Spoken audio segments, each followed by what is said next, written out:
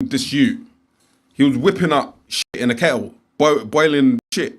Actual shit, like boiling poo in a kettle, bro. The smell, Mike's the smell. Was boiling shit in a kettle, bro. But even because you see when he was whipping up anger in a kettle, festering hatred like steam out the ears, manifesting rage in a kettle, mate. The screams, boiling rage in a kettle. 彼は夜間で熱くていた本物のおにぎり夜間で挽回と似ているその匂い夜間で螺旋がの似ている呪い呪い He was whipping up amazing foods like making happiness. Actual happiness?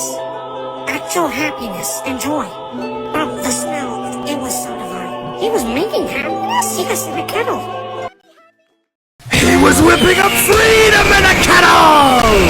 The American dream? Actual taxes, bro, actual taxes! It smells like money!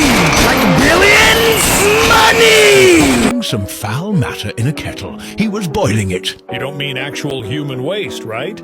Boiling excrement in a kettle. Good Lord, the odor was simply ghastly. You're telling me he was boiling waste? In a kettle, I'm afraid.